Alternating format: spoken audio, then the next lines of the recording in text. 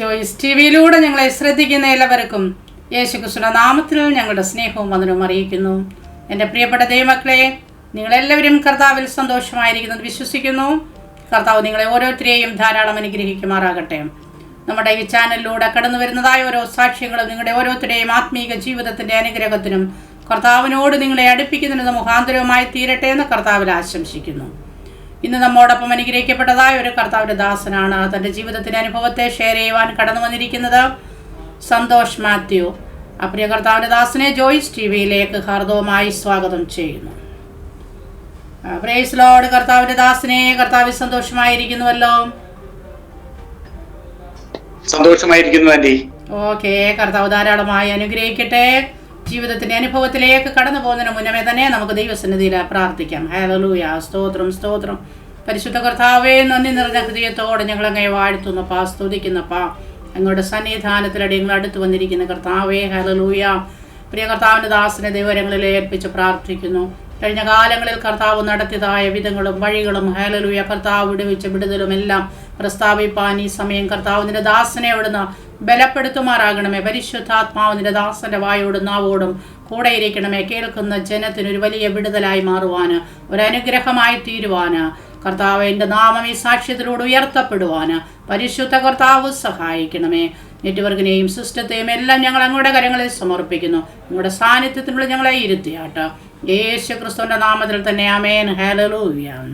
ആമേൻ. Praise Lord. കർത്താവിൻ്റെ ദാസനെ ഇനിയുള്ള സമയം ഞാൻ കർത്താവിൻ്റെ ദാസന് തരികയാണ് ജീവിതത്തിൻ്റെ അനുഭവത്തെ ഷെയർ ചെയ്യുവാൻ. ഓക്കെ പാസ്റ്ററെ, വെൽക്കം ചെയ്യുന്നു പാസ്റ്ററെ. ഓക്കെ.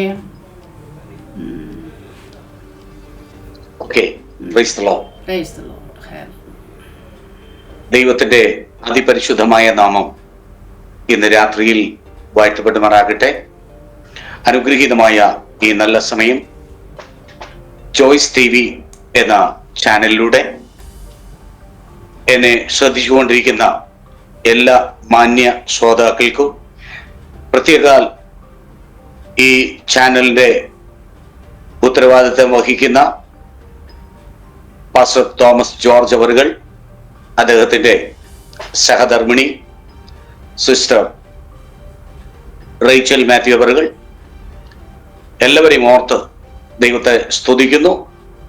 അപ്പോൾ തന്നെ ഈ ജോയ്സ് ടിവിയിലൂടെ എന്നെ ശ്രദ്ധിച്ചുകൊണ്ടിരിക്കുന്ന, വീക്ഷിച്ചുകൊണ്ടിരിക്കുന്ന എല്ലാ മാന്യ ദൈവമക്കൾക്കും വേഗം വരുന്നവനായ ക്രിസ്തു യേശുവിന്റെ നിസ്തുല്യമേറിയ നാമത്തിൽ എൻ്റെ സ്നേഹവന്ദനം. ഇന്ന് രാത്രിയിൽ ഇങ്ങനെ ഒരു സാക്ഷ്യവും ദൈവത്തിന്റെ വചനവുമായി നിങ്ങളുടെ മുൻപാകെ ആയിരിക്കാൻ സ്വർഗത്തിലെ ദൈവം നൽകുന്ന വിലപ്പെട്ട അവസരത്തിനായി നന്ദിയോടെ സ്തോത്രം. ചില നാളുകൾക്ക് മുൻപ് വാത്സല്യ കർത്താവിന്റെ ദാസനെയും കർത്തൃദാസിയെയും ഭവനത്തിൽ വെച്ച് കാണുവാനും പരിചയപ്പെടുവാനും അതിനേക്കാൾ ഉപരി ആത്മീയ സന്തോഷത്തിൽ പ്രിയ ആന്റിയുടെ മാതാവിനോടൊപ്പം ദൈവത്തെ സ്തുതിപ്പാനും ദൈവം കൃപ നൽകി. അങ്ങനെയാണ് ഈ ചാനലിലേക്ക് കടന്നു വരുവാനും ദൈവനാമത്തിൽ സർവശക്തനായ ദൈവം എൻ്റെ ജീവിതത്തിൽ ചെയ്ത ചെറുതും വലുതുമായ നല്ല സാക്ഷ്യങ്ങളെ കുറിച്ച് ചില സമയങ്ങൾ അവിടെ ഞങ്ങൾ പങ്കുവയ്ക്കുവാനിടയായി. അപ്പോഴാണ് കർത്താവിന്റെ ദാസി ഇങ്ങനെയൊരു ക്ഷണം എന്നോട് പറഞ്ഞത്. വളരെ സന്തോഷത്തോടെ അത് സ്വീകരിച്ച് ഞാനും മകനുമായി പ്രാർത്ഥിച്ചിട്ട് അവിടുന്ന് കടന്നു പോന്നു. എന്നാൽ ചില നാളുകളായി അതിനുവേണ്ടി, ഇങ്ങനെയൊരു കൂട്ടായ്മയ്ക്ക് വേണ്ടി വളരെ സന്തോഷത്തോടെ ഞങ്ങൾ കുടുംബമായി പ്രാർത്ഥിച്ചുകൊണ്ടിരുന്നു. ഇന്ന് ഇങ്ങനെയൊരു കൂട്ടായ്മ ദൈവസന്നിധിയിൽ ലഭിച്ചതോർത്ത് ദൈവത്തെ സ്തുതിക്കുന്നു. അതോടൊപ്പം തന്നെ കർത്താവിന്റെ സന്നിധിയിൽ ആയിരിക്കുന്ന എല്ലാ പ്രിയപ്പെട്ടവർക്കും, ഇതിന്റെ ചുമതല വഹിക്കുന്ന വാത്സല്യ കർത്താവിന്റെ ദാസിക്കും വേഗം വരുന്നവനായ ക്രിസ്തു യേശുവിന്റെ നിസ്തുല്യമേറിയ നാമത്തിൽ എൻ്റെ വിനീതമായ സ്നേഹവന്ദനം. എൻ്റെ പേര് പാസ്റ്റർ സന്തോഷ് മാത്യു എന്നാണ്. സ്വന്തം സ്ഥലം മാവേലിക്കരയ്ക്കടുത്ത് കല്ലുമല എന്ന ദേശത്താണ്. എന്റെ മാതാപിതാക്കളിൽ 6 മക്കളിൽ ഏറ്റവും ഇളയവനായി ജനിക്കുവാൻ കർത്താവ് എനിക്ക് ഭാഗ്യം തന്നു. 1978 ഒരു ക്രൈസ്തവ കുടുംബത്തിൽ ഞാൻ ജനിച്ചു. വളരെ സന്തോഷത്തോടെ ദൈവത്തെ ആരാധിച്ചും സേവിച്ചും ഒക്കെ വരുവാൻ ദൈവം കൃപ നൽകി. എന്നാൽ എൻ്റെ വളർച്ചയുടെ ചില നാളുകൾ കഴിഞ്ഞപ്പോൾ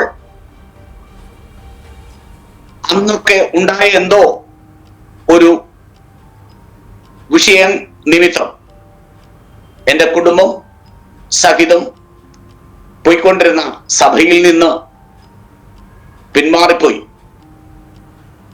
അങ്ങനെ ദൈവമില്ലാതെ, ദൈവം എന്തെന്നറിയാതെ വളർത്തപ്പെട്ട ഒരു രീതിയിലാണ് ഞാൻ ജനിക്കുന്നത്. എന്തെന്നാൽ ദൈവത്തെ അറിയുന്ന അല്ലെങ്കിൽ ദൈവത്തെ ശരിക്കും ആരാധിച്ചു പോന്ന ഒരു കുടുംബമായിരുന്നു. എന്നാൽ അന്ന് ഉണ്ടായ എന്തൊക്കെയോ പ്രയാസങ്ങൾ നിമിത്തം ദൈവസന്നിധിയിൽ നിന്ന് അവർ പിന്മാറിപ്പോയി.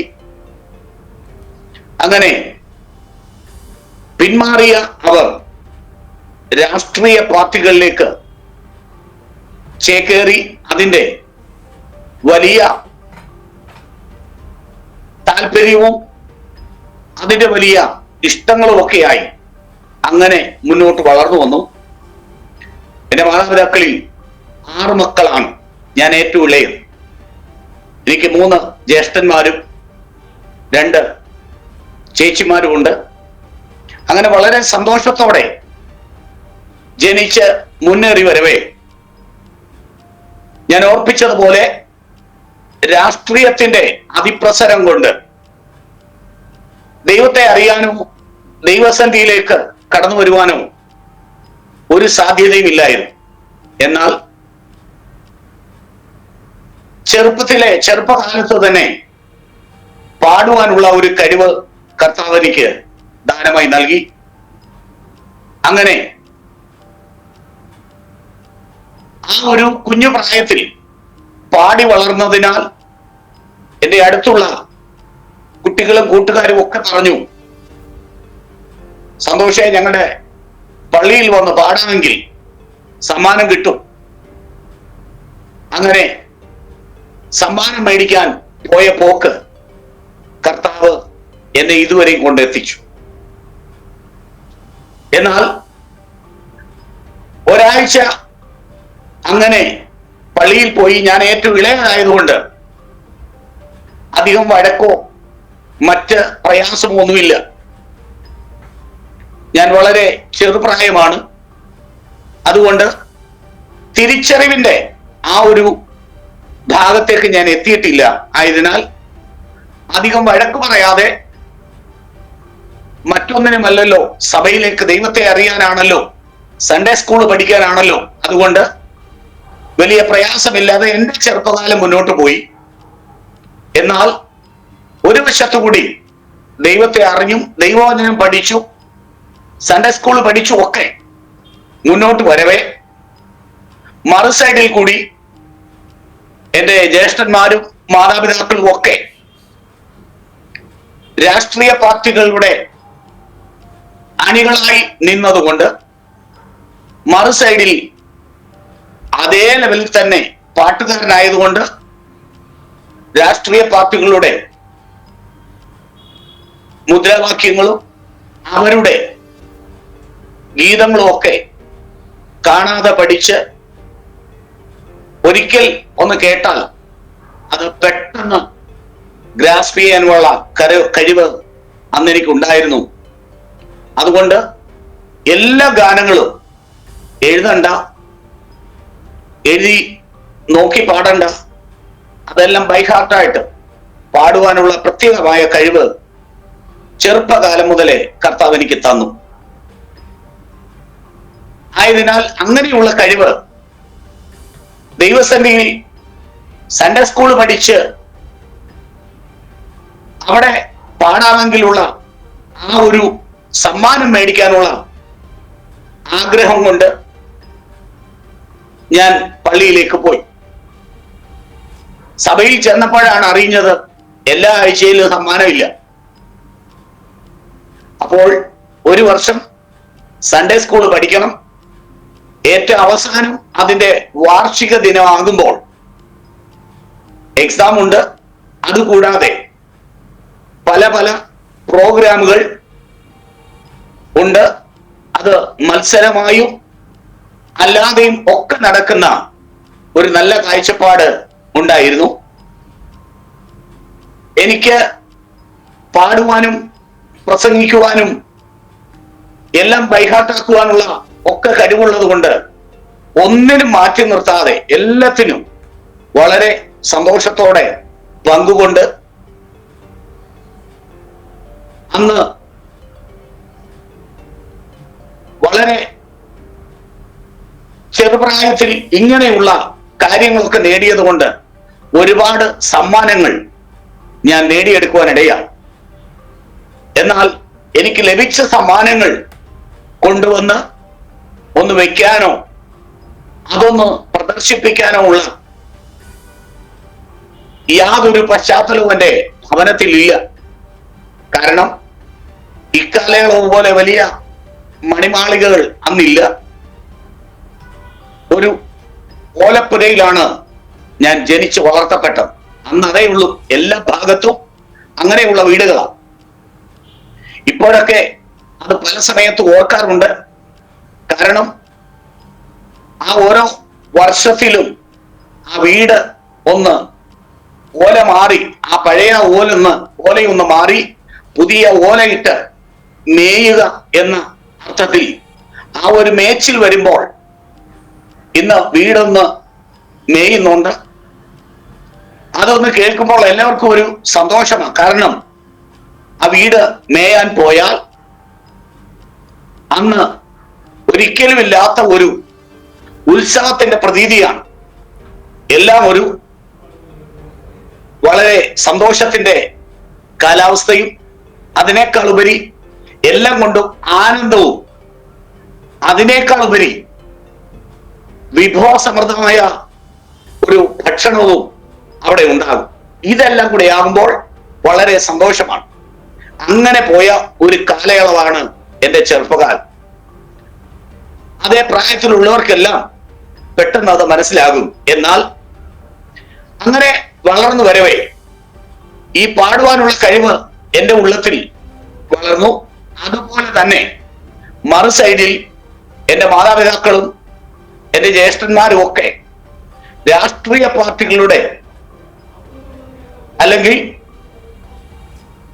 ഇന്ന് ഉയർന്നു വന്നുകൊണ്ടിരിക്കുന്ന ആ രാഷ്ട്രീയത്തിന്റെ ഗാനങ്ങളും വിപ്ലവ ഗാനങ്ങളും അതിനേക്കാൾ ഉപരി ദേശഭക്തി ഗാനങ്ങളും ഒക്കെ എന്നെ പഠിപ്പിച്ചിട്ട് അതും പാടി തെളിഞ്ഞു വരുവാൻ എനിക്ക് അവസരം ലഭിച്ചു.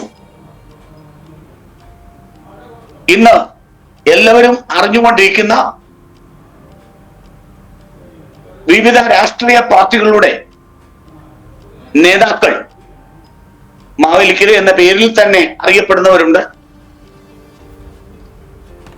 അപ്പോൾ തന്നെ അവരോടൊക്കെ വളരെ സന്തോഷത്തോടെ ചേർന്ന് പ്രവർത്തിപ്പാനും സ്നേഹത്തിൽ അവരോടൊക്കെ വളരുവാനും ഇടയായി.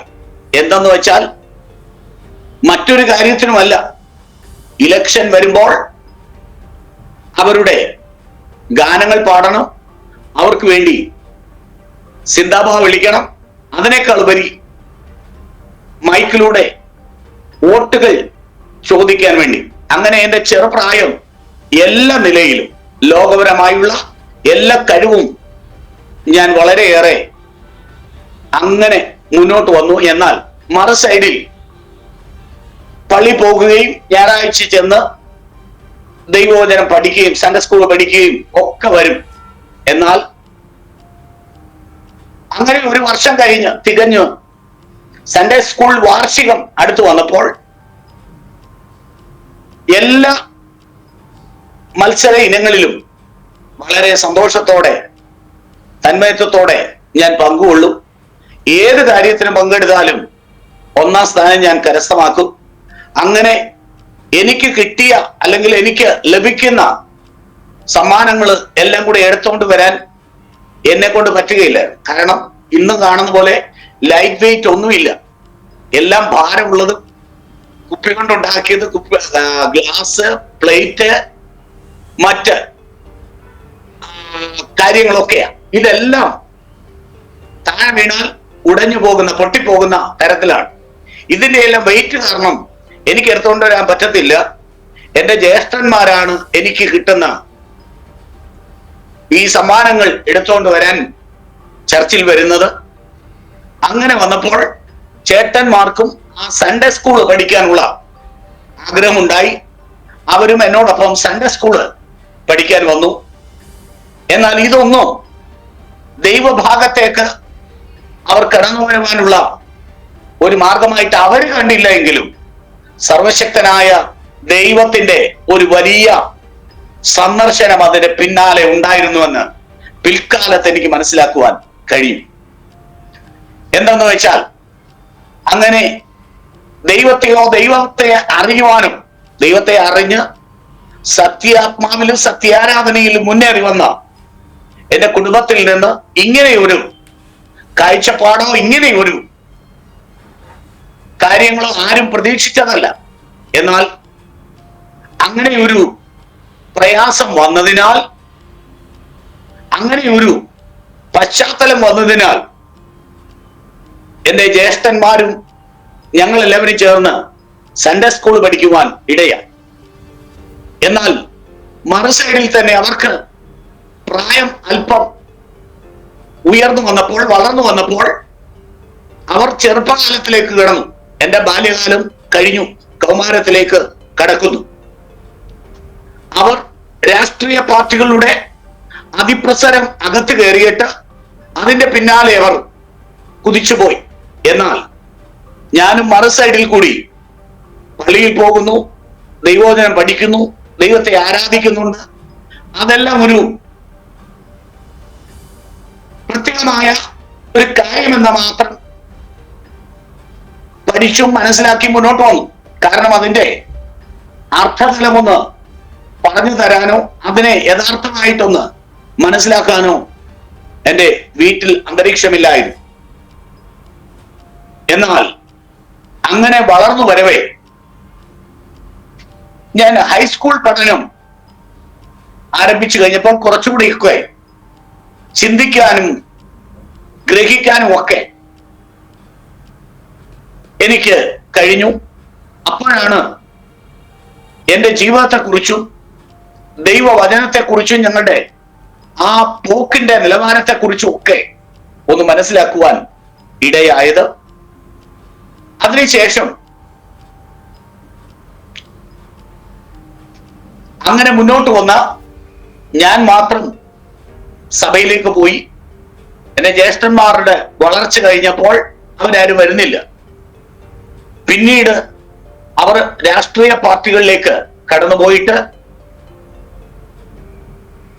അതിന്റെ പിൻഗാമികളായിട്ട് അവർ മുന്നോട്ട് വളർന്നു വന്നു. അതിനേക്കാൾ ഉപരി ദൈവത്തെ അറിയാനോ ദൈവത്തിന്റെ വഴി മനസ്സിലാക്കാനോ അവരെ കൊണ്ടും മാതാപിതാക്കളെ കൊണ്ടും സാധിച്ചില്ല. പല വിധത്തിലുള്ള പ്രതിസന്ധികളും പ്രതികൂലങ്ങളുമാണ് എന്റെ ഭവനത്തിൽ പിന്നീട് കണ്ടത്. കാരണം ഇന്നയാളെന്നോ ഇന്ന വ്യക്തിയെന്നോ അറിയാതെ ധാരാളം പേർ ഞങ്ങളുടെ ഭവനത്തിൽ വന്നു പോകാൻ ഇടയായി. അപ്പോൾ തന്നെ മറു സൈഡിൽ കൂടി പോലീസുകാരും വരാൻ തുടങ്ങി. അപ്പോഴാണ് പിന്നീടുള്ള ആ ഒരു കാഴ്ചപ്പാടിന്റെ പ്രസക്തി മനസ്സിലാകുന്നത്. എന്തെന്നാൽ ജ്യേഷ്ഠന്മാർ വളർന്നു വന്നപ്പോൾ അവർ രാഷ്ട്രീയ പാർട്ടികളിൽ പോകുന്നെങ്കിലും സംഘടനകൾക്കും അടികൾക്കും ഒക്കെ ആയിട്ട് അവർ മാറുവാൻ തുടങ്ങി. അതങ്ങനെ വളർന്നു വന്നപ്പോൾ പല വിധത്തിലുള്ള കേസുകളും വഴക്കുകളും ഒക്കെ ഞങ്ങളുടെ ഭവനത്തിലും അതുപോലെ കടന്നു വന്നു. അത് കഴിഞ്ഞപ്പോഴാണ് ഞങ്ങളുടെ ജീവിതത്തെ തന്നെ മാറ്റിമറിക്കുന്ന, കാരണം ആർക്കും ഭവനത്തിൽ താമസിക്കാൻ പറ്റുന്നില്ല. ഭവനത്തിൽ വന്നാൽ അപ്പോൾ പോലീസുകാർ പിടിക്കും. മറ്റ് ഇടപാടുകളിലേക്കൊക്കെ അവർ മാറി താമസിക്കുവാൻ തുടങ്ങി. അങ്ങനെ വളർന്നു വന്നു. എന്നാൽ ദൈവത്തെ അറിഞ്ഞ് ദൈവത്തിനായി ജീവിക്കുവാൻ ചെറുപ്പകാലം മുതൽ കർത്താവ് എനിക്കൊരു അവസരം തന്നതുകൊണ്ട് അത് യഥേഷ്ടം ഞാൻ മനസ്സിലാക്കുവാൻ ഇടയായി. എന്നാൽ മറു സൈഡിൽ തന്നെ രാഷ്ട്രീയത്തിന്റെ അതിപ്രസരവും എന്റെ ഉള്ളിലും കടന്നുകൂടി. ഒരു സൈഡിൽ കൂടി ദൈവത്തെ അറിഞ്ഞും ദൈവത്തിനായി ജീവിക്കാനും ഒക്കെ താല്പര്യപ്പെടും. അതെവിടെയാ? സഭയിൽ ചെല്ലുമ്പോൾ.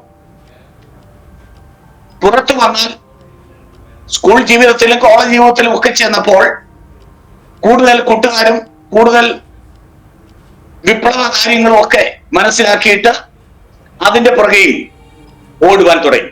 അങ്ങനെ ഇന്ന് കേരളം ഭരിക്കുന്ന രാഷ്ട്രീയ പാർട്ടികളുടെ വിവിധ നേതാക്കളോടൊപ്പം ചെറുപ്രായം മുതൽ സ്റ്റേജ് പങ്കിടാനും അവരുടെ കൂടെ വിപ്ലവ ഗാനങ്ങൾ ആലപിക്കാനും ഒക്കെ തുടങ്ങി. മറു സൈഡിൽ ഞായറാഴ്ചയാകുമ്പോൾ പള്ളിയിൽ പോകും. അങ്ങനെ ഒരു പള്ളി ഭക്തനും വീട്ടിൽ വന്നാൽ പാർട്ടിക്കാരനും ഒക്കെ ആയിട്ട് അങ്ങനെ വളർന്നു. എന്റെ സ്കൂൾ ജീവിതത്തിൽ തന്നെ പാർട്ടിയുടെ അധീനത ലക്ഷ്യം എന്റെ ഉള്ളിൽ കയറി. അന്നൊക്കെ സ്കൂൾ ലീഡർ എന്ന് പറയുമ്പോൾ വലിയൊരു പദവി പോലെ. അങ്ങനെ വളർന്നു വരുന്നവർക്ക് പിന്നീട് പാർട്ടികളിൽ സ്ഥാനമുണ്ടാകും. അവർക്ക് അടുത്ത തെരഞ്ഞെടുപ്പിൽ ഏതെങ്കിലും ഒരു സീറ്റ് കൊടുക്കും. ഇതെല്ലാം എന്റെ മുൻപിൽ വളരെ സന്തോഷകരമായി വന്നു. പക്ഷേ സർവശക്തനായ ദൈവം ആ വഴിക്ക് വിടാനല്ലായിരുന്നു ഒരുങ്ങിയത്. അതുകൊണ്ട് അതെല്ലാം എന്റെ മുൻപിൽ കടമ്പകൾ ഓരോന്നും അടഞ്ഞടഞ്ഞു വന്നപ്പോൾ എന്റെ ജീവിതം എന്തായി തീരുമെന്ന് ഒരു കാര്യത്തിനും എനിക്ക് അറിവില്ലാതെയായി. കാരണം ഒന്ന് പറഞ്ഞു തരാൻ എന്റെ മാതാപിതാക്കളില്ല, എന്റെ സഹോദരങ്ങളില്ല. അവരെല്ലാം അവരവരുടെ കാര്യങ്ങൾ നോക്കി മുന്നോട്ട് പോയി. എങ്ങനെ ജീവിക്കണമെന്നോ ഏത് കാര്യം തെരഞ്ഞെടുക്കണമെന്നോ എനിക്കറിയില്ല. എന്നാൽ എന്റെ പ്രീ ഡിഗ്രി വിദ്യാഭ്യാസം കഴിഞ്ഞപ്പോൾ കർത്താവിന്റെ ആത്മാവ് എന്നെ ശക്തമായി തൊടുവാനിടയായി. അങ്ങനെ പള്ളിയിൽ ചെല്ലുമ്പോൾ ആ ലഭിക്കുന്ന ഒരു സന്തോഷവും, അല്ലെങ്കിൽ സഭയിൽ ചെല്ലുമ്പോൾ അവിടെ ലഭിക്കുന്ന ആ ഒരു സന്തോഷമോ ആ ഒരു ശാന്തതയോ എന്റെ ഭവനത്തിലില്ല.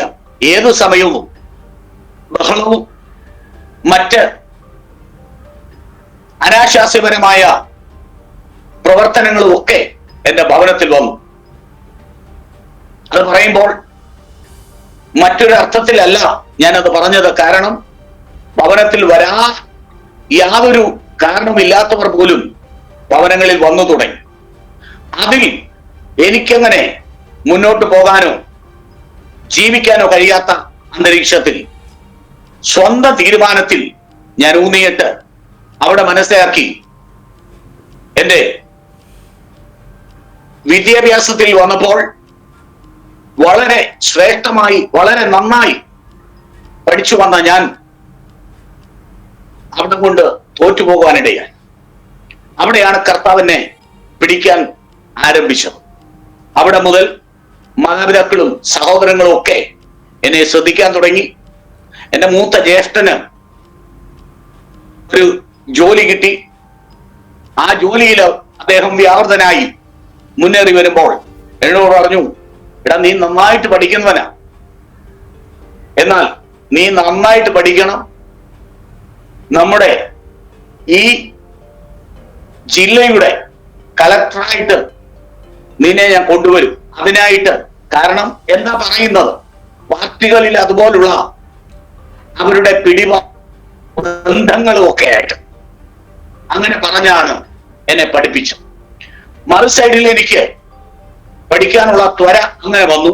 എന്നാൽ ചെന്ന് കഴിയുമ്പോൾ ഇവരുടെയൊക്കെ ആ ഒരു അലങ്കോലമായ ഭാവം എന്നെയും അതിൽ നിന്ന് പുറകോട്ട് വലിക്കുവാനിടയായി. അങ്ങനെ വന്നപ്പോൾ ആ പോയ പോക്കിൽ കർത്താവിന്റെ വചനം പഠിക്കാൻ, കർത്താവിന്റെ ഗാനങ്ങൾ പാടി അതെന്റെ ജീവിതത്തിൽ ഒത്തിരി മാറ്റങ്ങൾ വരുത്തുവാനിടയായി. സകലവും എന്റെ കൈവിട്ടു പോയപ്പോൾ ഞാൻ തനിയെ ചിന്തിക്കാൻ തുടങ്ങി. അപ്പോൾ പിന്നെ എന്റെ ജ്യേഷ്ഠന്മാരോട് പറഞ്ഞു, ഇനി അങ്ങനെ എന്നെ നോക്കിയാൽ കഴിയത്തില്ല. ഞാൻ ശരിയായ ഒരു തീരുമാനത്തിലേക്ക്, ജീവിതത്തിലേക്ക് മടങ്ങി വരികയാണ്. അതുകൊണ്ട് എനിക്ക് നന്നായിട്ട് പഠിക്കണം, നന്നായിട്ടൊന്ന് ജീവിക്കണം. അതിനേക്കാൾ ഉപരി ഞാൻ പോയ സഭയിൽ എനിക്ക് നല്ലൊരു പാസ്റ്ററായിട്ട് നിൽക്കണം എന്നൊക്കെ വളരെ സന്തോഷത്തോടെ ഞാൻ ആഗ്രഹിച്ചു വന്നു. എന്നാൽ അത് പറയുമ്പോൾ മാത്രം ഭവനത്തിൽ ഭിന്നാഭിപ്രായമാണ്. അത് മാത്രം അവർ ഒരുക്കമല്ല. ബാക്കി എന്ത് കാര്യം പറഞ്ഞാലും അവർ എനിക്ക് സപ്പോർട്ട് തരും. പക്ഷേ പാടാനും പ്രാർത്ഥിക്കാനും പാസ്റ്ററാകാനും മാത്രം പോകണ്ട, അതിനായിട്ട് അവർ ആഗ്രഹിക്കുന്നില്ല. നോക്കണേ, ഒരു പെന്തക്കോസ്ത് ഭവനത്തിൽ ഞാൻ ജനിച്ചു. എന്റെ മുന്നോട്ടുള്ള ഭാവിയിൽ വന്ന ഒരു കാര്യമാണ് ഞാൻ ഇപ്പോൾ പറഞ്ഞത്. എന്നാൽ അങ്ങനെ വളർന്നു വരവേ ഞാൻ അവിടെ വന്നിട്ട് എന്താണ് ചെയ്യുന്നത് എന്നൊക്കെ അറിയാനായിട്ട് എന്റെ ജ്യേഷ്ഠന്മാർ പള്ളിയിലേക്ക് വന്നു. അപ്പൊ ഇവനിൽ ഇങ്ങനെയുള്ള ആഗ്രഹം വരാൻ എന്താ കാര്യം? അവിടെ വന്നപ്പോൾ ഞാൻ പാസ്റ്റർമാരോടൊപ്പം വളരെ സന്തോഷത്തോടെ സഹവർത്തിത്വം ചെയ്ത് മുന്നോട്ട് പോകുന്നത് അവർ കണ്ടു. അപ്പോൾ ഇനി അവർ പിടിച്ചാൽ പിടികിട്ടത്തില്ല എന്ന് മനസ്സിലാക്കി. അങ്ങനെ എന്റെ ആഗ്രഹത്തോട്, എന്റെ ആവശ്യത്തോട് മുന്നോട്ട് പോകാൻ ഇടയായി. ഏറ്റവും ഇളയതായതുകൊണ്ട് അങ്ങനെ വഴക്ക് പറയാനോ അങ്ങനെ നിരുത്സാഹപ്പെടുത്താനോ അവരെ കൊണ്ട് സാധിച്ചില്ല. അങ്ങനെ ഇരിക്കെ എന്റെ അടുത്തുള്ള സഭയിൽ തന്നെ ഞാൻ കടന്നുപോയി. അവിടെ സന്തോഷത്തോടെ ദൈവത്തെ ആരാധിച്ചു, സേവിച്ചു ഒക്കെ വരും. എന്റെ കോളേജ് വിദ്യാഭ്യാസത്തിൽ പോലും ഞാൻ അങ്ങനെ ഏകനായിട്ടാണ് പള്ളിയിൽ പോകുന്നത്. എന്റെ ഭവനത്തിൽ നിന്ന് ആരുമില്ല. എന്നാൽ അങ്ങനെ ഇരിക്കെ എന്റെ മൂത്ത ജ്യേഷ്ഠൻ, ഞങ്ങളുടെ അടുത്ത് കല്ലുമന കുഞ്ഞുമോൻ എന്നറിയപ്പെടുന്ന ഒരു കർത്താവിന്റെ ദാസനുണ്ട്. ആ സഭയുടെ കൺവെൻഷൻ നടക്കുമ്പോൾ കൺവെൻഷനിൽ പാടാൻ എന്നെ വിളിച്ചു. പാട്ടുപാടാൻ പോയ എന്നെ ഏകദേശം 9:30 മണി കഴിഞ്ഞേ മടങ്ങി വരാൻ കഴിയത്തുള്ളൂ. അത് കഴിഞ്ഞിട്ട് എന്നെ വിളിച്ചുകൊണ്ട് വരാൻ എല്ലാ ദിവസവും ജ്യേഷ്ഠൻ തന്റെ ജോലി കഴിഞ്ഞ് വരുമ്പോൾ ആ കൺവെൻഷൻ സ്ഥലത്തേക്ക് വരും. അപ്പോൾ അങ്ങനെ വരവേ 3-4 ദിവസം കേട്ട ദൈവത്തിന്റെ വചനം മൂത്ത ജ്യേഷ്ഠന്റെ ഉള്ളിൽ ആഴമായി പതിയുവാനും അദ്ദേഹത്തിൽ ഒരു രൂപാന്തരം വരുത്തുവാനിടയായി. ഏറ്റവും അവസാനം എന്നെ വിളിക്കാനായിട്ട് വന്ന അദ്ദേഹം ആദ്യത്തെ ദിവസം പുറത്തു നിന്ന് കേട്ടു. രണ്ടാമത്തെ ദിവസം അകത്തോട്ട് കയറിയിരുന്ന കസേര വന്നിരുന്ന് കേട്ടു.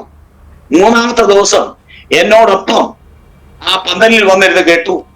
4-ാമത്തെ ദിവസമായപ്പോൾ ഞായറാഴ്ചയാണ്, അന്ന് രാവിലെ സമയം. വീട്ടിൽ അത് പറയാൻ പറ്റത്തില്ല, കാരണം അവിടെ ഞാൻ മുൻപേ ഓർപ്പിച്ചതുപോലെ രാഷ്ട്രീയ പാർട്ടികളുടെ അതിപ്രസരമാണ്.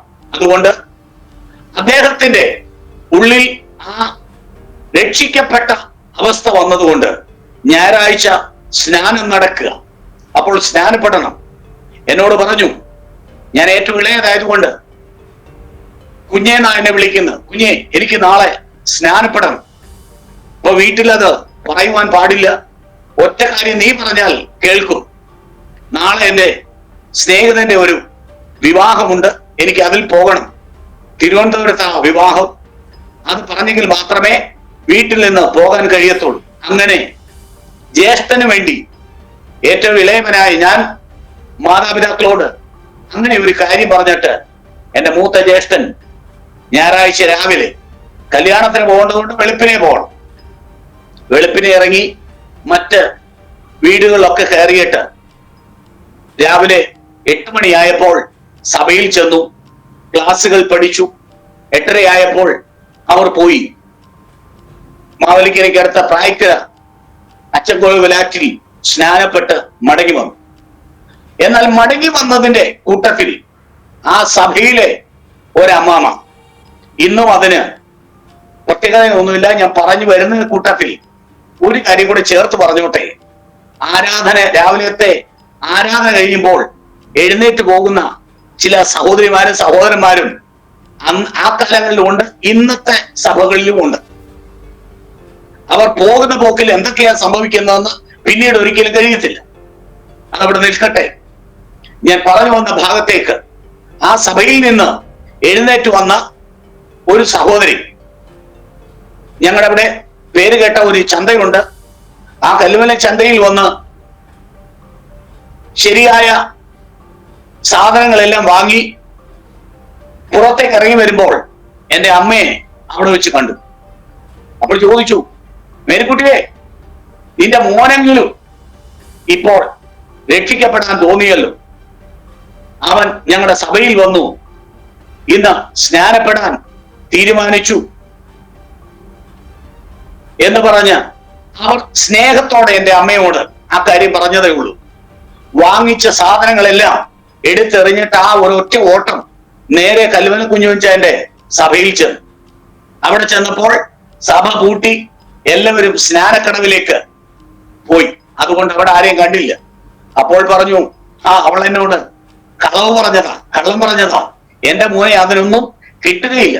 അങ്ങനെ പറഞ്ഞിട്ട് വളരെ സവിസ്തരം മടങ്ങി വന്നിട്ട് വൈകിട്ട് ഒരു 4 മണി 5 മണിയോടെ എന്റെ ജ്യേഷ്ഠൻ തിരികെ ഭവനത്തിൽ വന്നു. അപ്പോൾ ചോദിച്ചു, നീ എവിടെ പോയേക്കുമായിരുന്നു? അപ്പോൾ കാര്യം പറഞ്ഞു, ഇന്നലെ ഞാൻ പറഞ്ഞതല്ലേ. എടാ, പിന്നെ പറഞ്ഞതെല്ലാം വല്ലാത്ത കാര്യങ്ങൾ. അതെല്ലാം പറഞ്ഞിട്ട് പറഞ്ഞു, അവൾ എന്നോട് പറഞ്ഞു, നീ വെള്ളത്തിൽ ചാടാൻ പോയത് കേട്ടോ. സ്നാനപ്പെട്ട ഒരമ്മയാ പറയുന്നത്. അപ്പോൾ പറഞ്ഞു, കലക്കവെള്ളത്തിൽ ചാടാൻ നീ പോയോ? ഞാൻ പറഞ്ഞു, അമ്മയ്ക്ക് അറിയത്തില്ലയോ? എന്നാൽ അങ്ങനെ പറഞ്ഞ് ഭവനത്തിൽ അങ്ങനെ ജീവിച്ചു. സത്യത്തെ അധികം മറച്ചു വെക്കാനോ മൂടി വെക്കാനോ സാധിക്കത്തില്ല. ഒരല്പം കഴിഞ്ഞപ്പോൾ മനസ്സിലായി. കാരണം ഞായറാഴ്ച പള്ളിയിൽ പോകണം, പല കാര്യങ്ങൾ പറഞ്ഞിട്ടാണ്. രാഷ്ട്രീയത്തിന് വേണ്ടി പോകുന്നെങ്കിൽ ഒരു പ്രയാസമില്ല, ഒരു പ്രശ്നമില്ല. പക്ഷേ സഭയിൽ പോകുന്നെന്ന് പറയാൻ പറ്റുകയില്ല. അങ്ങനെ ആരാധനയ്ക്ക് പോയ പോക്കിൽ എന്റെ ഭവനത്തിൽ എനിക്ക് മാത്രം പൂർണ്ണമായ ഒരു അംഗീകാരവും അനുസരണവും ഒക്കെ ലഭിച്ചു. അതുകൊണ്ട് ഞാൻ ചെന്ന 2 കൂട്ടർക്കും അനുകൂലമായിട്ട് ഇങ്ങനെ നിന്നു, മധ്യസ്ഥത വഹിച്ചു. അങ്ങനെ വരവേ ജ്യേഷ്ഠൻ പറഞ്ഞു, ഇന്നെനിക്ക് പള്ളിയിൽ പോകണം, പക്ഷേ അമ്മ ഇന്ന് അവിടെ വരുമെന്നാ പറഞ്ഞേക്കുന്നേ, എങ്ങനെയെങ്കിലും ആ കാര്യം ഒഴിവാക്കണം. അപ്പൊ ഞാൻ അന്ന് പള്ളിയിൽ ഇരിക്കാതെ മടങ്ങി വന്നിട്ട് അമ്മയെ വിളിച്ചുകൊണ്ട് മറ്റൊരു സ്ഥലത്തേക്ക് പോയി. അതുകൊണ്ട് ആ ഒരു പ്രശ്നം ഒഴിവായി. പക്ഷേ അമ്മ വിട്ടില്ല, എന്നെ പോയ സ്ഥാനത്ത് ഇരുത്തിയിട്ട് നേരെ പള്ളിയിൽ ചെന്നു. അവിടെ ചെന്നപ്പോൾ മൂത്ത ജ്യേഷ്ഠൻ അവിടെ നിന്ന് ഇറങ്ങി വരുന്നത് കണ്ടു. അവിടെ ഇട്ട് തല്ലിച്ചതച്ചു. പാസ്റ്റർമാരുടെ വിശ്വാസികളുടെ എല്ലാം മുൻപിൽ ഇട്ടു. എന്നിട്ട് പറഞ്ഞു, ഇനി ഒരിക്കലും ഇത് സംഭവിക്കരുത് എന്ന് പറഞ്ഞ് ഭവനത്തിൽ കൊണ്ടുവന്നു. പക്ഷേ അകത്തു മുളച്ച ആ വിത്ത് ഒരിക്കലും ക്ഷീണിച്ചു പോകാനോ കെടുത്തിക്കളയാനോ ആർക്കും കഴിയത്തില്ല. അദ്ദേഹം അങ്ങനെ വളർന്നു വന്നു. ഇതായിരുന്നു എന്റെ കുടുംബ പശ്ചാത്തലം. എന്നാൽ ആ തരത്തിൽ ജീവിച്ചു വന്ന എന്റെ ഭവനത്തിൽ ഒരു കുഞ്ഞു പോലും ഇല്ലാതെ എല്ലാവരും മാനസാന്തരത്തിന്റെ അനുഭവത്തിലേക്ക് ദൈവം പിന്നീട് വിളിച്ച് വേർതിരിച്ചു. കാരണം ഓരോരുത്തർക്കും അതിൻ്റെതായ നിലയിൽ ദൈവിക സന്ദർശനമുണ്ടായി. അങ്ങനെ പള്ളിയിൽ പോയതിന് മക്കളെ അടിച്ച എന്റെ അമ്മയും അപ്പനും എല്ലാം ഒരുമിച്ച് പള്ളിയിൽ പോകാനും ഒരുമിച്ച് ദൈവത്തെ ആരാധിക്കാനും തുടങ്ങി. രാഷ്ട്രീയമൊന്നും വേണ്ട, രാഷ്ട്രീയ പാർട്ടികളുടെ അതിപ്രസരം വേണ്ട. അങ്ങനെ മുന്നോട്ട് വന്നു. എന്റെ ഡിഗ്രി വിദ്യാഭ്യാസം കഴിഞ്ഞപ്പോൾ ഞാൻ എടുത്ത തീരുമാനപ്രകാരം കരുവാറ്റയിലുള്ള ബേത്ലഹേം ബൈബിൾ ഇൻസ്റ്റിറ്റ്യൂട്ടിലേക്ക് ഞാൻ കടന്നുപോയി. അപ്പോൾ എനിക്ക് മൂത്ത ജ്യേഷ്ഠൻ മാത്രം എനിക്ക് അഭയമുണ്ട്. അങ്ങനെ വന്നു പോയി. ഞാൻ ദൈവവചനം വളരെ സന്തോഷത്തോടെ പഠിച്ചു. ഏറ്റവും അവസാനം അതിന്റെ പഠനം കഴിഞ്ഞിട്ട് അവിടെ നിന്ന് ഞാൻ ഉപരിപഠനം നടത്തുവാൻ കുമ്പനാട്ടേക്ക് പോയി. അവിടെ പോയപ്പോഴും ഇങ്ങനെയുള്ള പ്രത്യാഘാതങ്ങൾ പിന്നീട് പലതും വിവിധ മേഖലകളിൽ നിന്ന്, കാരണം അതുപോലെ പ്രവർത്തിച്ചു മുന്നോട്ട് വന്നവർ അവിടെ നിന്ന് മാറിയപ്പോൾ അതിന്റെ ഒരുപാട് ക്ഷീണാവസ്ഥകൾ ഞങ്ങളുടെ ജീവിതത്തിൽ ഉണ്ടായി. ഒരുപാട് പ്രതികൂലങ്ങളും പ്രതിസന്ധികളും ഒക്കെ വളർന്നു വന്നപ്പോഴും അവനെ ഇതൊന്നും ബാധിക്കണ്ട എന്ന് പറഞ്ഞ് എന്നെ ഇതൊന്നും അറിയിക്കാതെ അവരതിനെ എല്ലാം തരണം ചെയ്ത് മുന്നോട്ട് പോയി. എന്നാൽ കർത്താവിന്റെ വചനം പഠിക്കാൻ 96 ഞാൻ കടന്നുപോയി. 1996 മുതൽ കർത്താവിന്റെ മഹത്വമുള്ള ശുശ്രൂഷ ചെയ്ത് പഠിച്ചു. അതോടൊപ്പം തന്നെ കർത്താവിന്റെ ശുശ്രൂഷ ചെയ്ത് ദൈവസഭയെ പരിപാലിച്ച് വരുവാൻ ആ പഠിക്കുന്ന ആരംഭ വർഷം തന്നെ കർത്താവ് എനിക്ക് അതിനായിട്ടുള്ള ഒരു കൃപയും തന്നു. അങ്ങനെയാണ് എന്റെ ജീവിതം വളരെ അനുഗ്രഹത്തോടെ മടങ്ങി വരുവാൻ ഇടയായത്. ഞാൻ മുൻപേ ഓർപ്പിച്ചതുപോലെ അന്ന് എന്നെ ഒരുപാട് സ്വാധീനിച്ച ഒരു ഗാനം ഞാനിപ്പോൾ നിങ്ങളുടെ മുൻപാകെ ഒന്ന് പാടി ദൈവനാമ മഹത്വത്തിനായി അർപ്പിക്കുവാൻ ആഗ്രഹിക്കുന്നു. എല്ലാവരും വളരെ സന്തോഷത്തോടെ കേട്ടാൽ.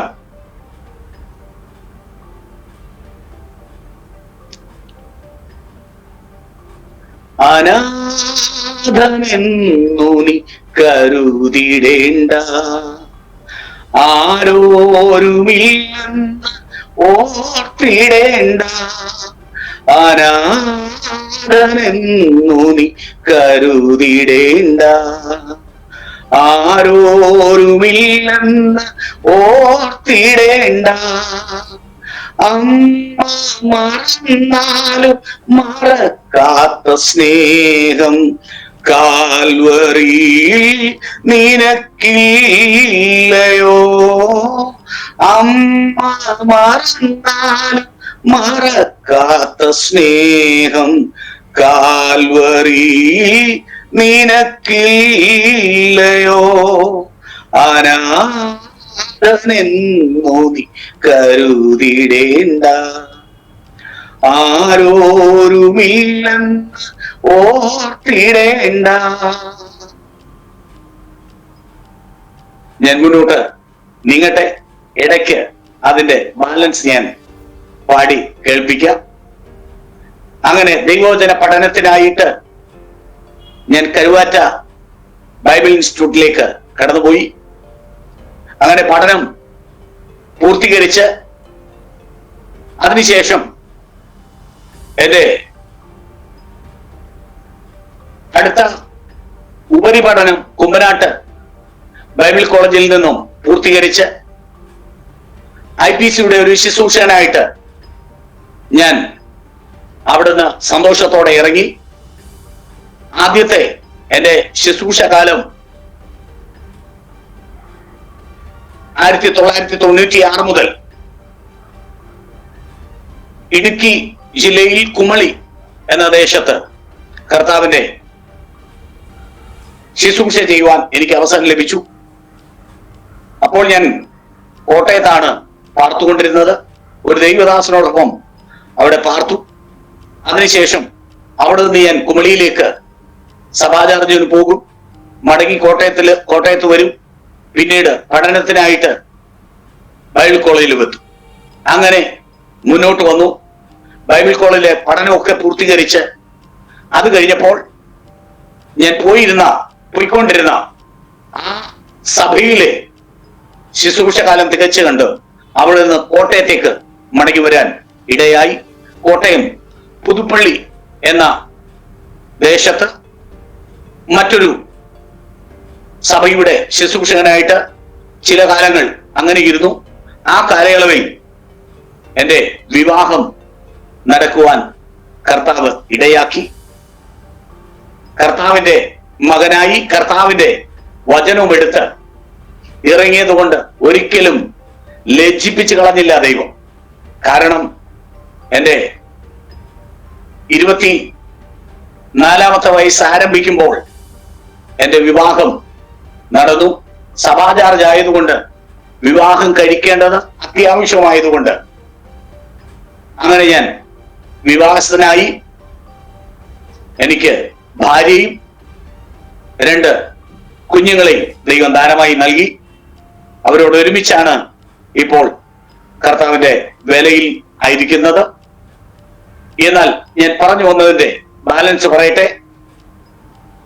എന്റെ വിവാഹം കഴിഞ്ഞു. ഭവനത്തിൽ പാർത്തുകൊണ്ട് മറ്റൊരു സഭയിലേക്ക് പോയി വന്നു. അങ്ങനെ പോയി വരാനുള്ള തടസ്സം കൊണ്ട് ഞാനും എൻ്റെ പ്രിയപ്പെട്ടവളും ആ സഭയിൽ തന്നെ പോയി താമസിച്ചു. അവിടെ നിന്ന് അടുത്ത മാറ്റം ലഭിച്ച് ഞങ്ങൾ എൻ്റെ ജില്ലയിലേക്ക്, ആലപ്പുഴ ജില്ലയിലേക്ക് തന്നെ മടങ്ങി വന്നു. ചേപ്പാട് എന്ന സ്ഥലത്തേക്ക് സഭാ ശുശ്രൂഷയ്ക്ക് കടന്നു വന്നു. അവിടെയാണ് കുടുംബപരമായിട്ടുള്ള ആദ്യത്തെ സഭാ ശുശ്രൂഷ. അവിടെ നിന്ന് ഞങ്ങൾ കർത്താവിന്റെ നാമത്തിന് വേണ്ടി ഓടി. ഇതുവരെയും കർത്താവ് ഞങ്ങളെ നിർത്തി. എന്നാൽ അതിനിടയിൽ സംഭവിച്ച 1-2 ആക്സിഡന്റുകളാണ് എൻ്റെ ജീവിതത്തെ വീണ്ടും മാറ്റിമറിക്കുവാൻ ഇടയായത്. എന്താന്ന് ചോദിച്ചാൽ, വളരെ സന്തോഷകരമായി മുന്നോട്ട് വന്ന അനുഭവത്തിൽ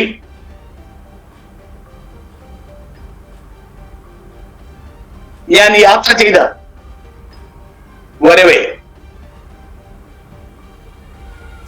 ഒരു റോഡിൽ ക്രോസ് ചെയ്യുമ്പോൾ ഒരു വാഹനം വന്ന് എന്റെ ബൈക്കിലിടിച്ച് തൽക്ഷണം മരണപ്പെട്ടു എന്ന വാർത്തയോടെ വീടുകൾ മുഴുവൻ എത്തി.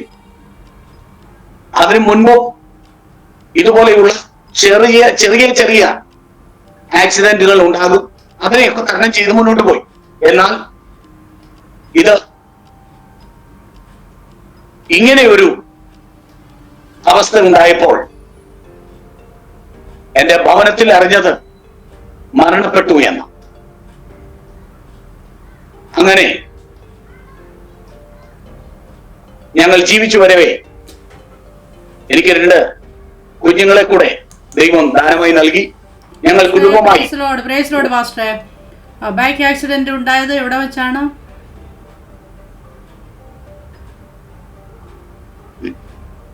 പത്തനംതിട്ടയിൽ വെച്ചാണ് ആദ്യത്തെ ആക്സിഡന്റ്. Okay okay. അതിന്റെ അനുഭവം അതൊന്ന് വിശദീകരിച്ചാട്ട് ദേവദാസനെ. പത്തനംതിട്ടയിൽ വെച്ച് അപ്പോൾ ഞങ്ങൾ വാര്യാപുരം എന്ന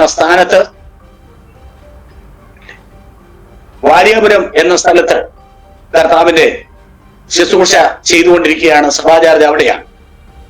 ആ വാര്യാപുരത്ത് നിന്ന് ഭവനത്തിലേക്ക് വരുന്ന വരവിൽ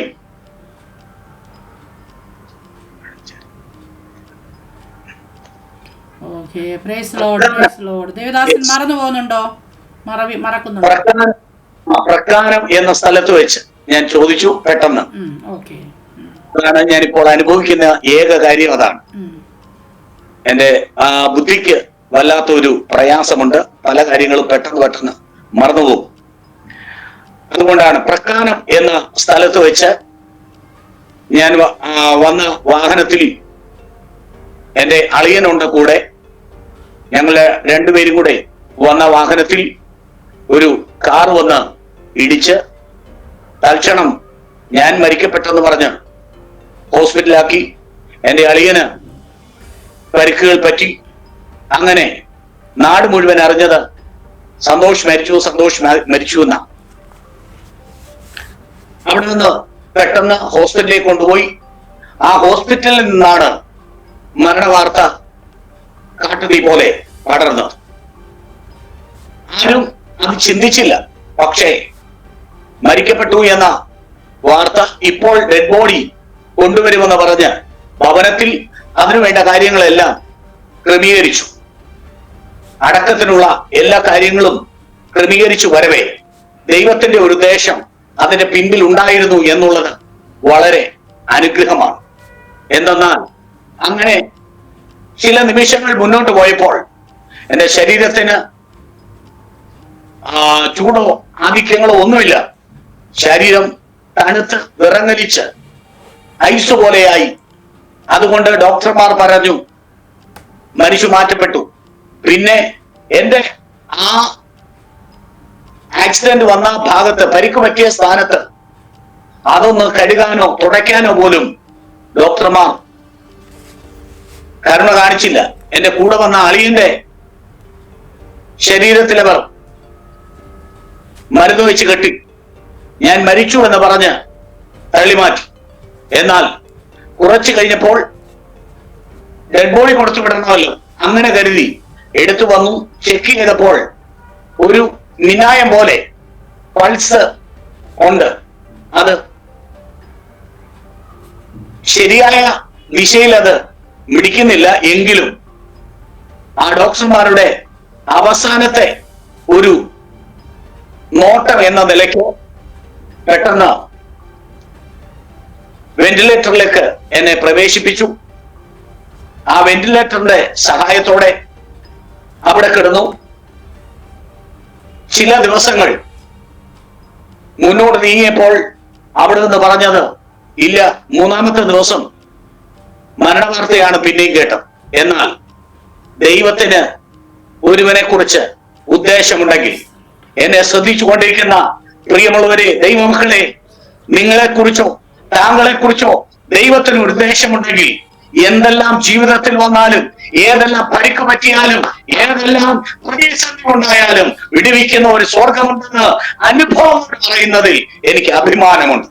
സ്തോത്രം, ഹല്ലേലൂയ. അങ്ങനെ ആ വെന്റിലേറ്ററിൽ കിടന്നു. അവസാനത്തെ പണിയെന്ന് വേണം എന്റെ ശ്വാസം മിടിപ്പ്, ഹൃദയത്തിന്റെ മിടിപ്പ് ഒന്ന് നിൽക്കുമെന്ന് പറഞ്ഞ് കരുതി അവർ കാത്തിരുന്നു. പക്ഷേ ദൈവത്തിന്റെ പ്രവൃത്തി അവിടെ തീർന്നില്ലായിരുന്നു. അവിടെ നിന്ന് ഞാൻ തിരികെ ജീവിതത്തിലേക്ക് മടങ്ങി വരികയായിരുന്നു. ഇത്രയുമൊക്കെ എന്റെ തല ഇടതുവശം തലയുടെ ഉച്ച മുതൽ താഴേക്ക് മുറിഞ്ഞ് എന്റെ ഇടത് കണ്ണ് ഒന്നും കാണുകയില്ലായിരുന്നു. അതിനെല്ലാം ഭയങ്കരമായിട്ടുള്ള പ്രയാസം, പരിക്കുപറ്റി. അകത്ത് ഹെഡ് ഇഞ്ചുറി വളരെ ആഴത്തിലായിരുന്നു. അതുകൊണ്ട് ഇനി ഒരിക്കലും നടക്കുമെന്നോ ആ ഒരു ലെവലിൽ ബുദ്ധി തിരികെ വരുമെന്നോ ഒന്നും അവർ പറഞ്ഞില്ല. അതെല്ലാം അഫലമായി. അതെല്ലാം ഇനി ശരിയായ ദിശയിൽ ലഭിക്കുകയല്ല, ജീവൻ മാത്രം നിർത്തിത്തരാം എന്ന നിലയിൽ ഡോക്ടർമാർ അവർ നോക്കി. എന്നാൽ അതിനുശേഷമാണ് എന്റെ ജീവിതത്തിലേക്ക് ഡോക്ടർമാരല്ല, ദൈവം എന്നെ കരം പിടിച്ചു കൊണ്ടുവന്നത്. സ്തോത്രം, ഹല്ലേലൂയ. ഒരുപാട് നാളുകൾ അവിടെ കിടക്കുമെന്ന് പറഞ്ഞപ്പോൾ ദൈവം എന്റെ ആ റൂമിലേക്ക്, അല്ലെങ്കിൽ ആ വെന്റിലേറ്റർ റൂമിലേക്ക് കർത്താവ് സർവശക്തനായി ഇറങ്ങി വന്നത് ഞാൻ ഇപ്പോൾ എന്ന വണ്ണം ഓർക്കുന്നുണ്ട്. സ്തോത്രം. മറ്റാരുമില്ല. ഡോക്ടർമാരും പോയപ്പോൾ എന്നെ നോക്കാൻ ഒരു നേഴ്സ് അതിനകത്തുണ്ട്. അവർ അങ്ങനെ ഇരിക്കെ ഉറങ്ങി. രാത്രിയുടെ യാമത്തിൽ ആരൊരാൾ അവിടെ കയറി വന്നു.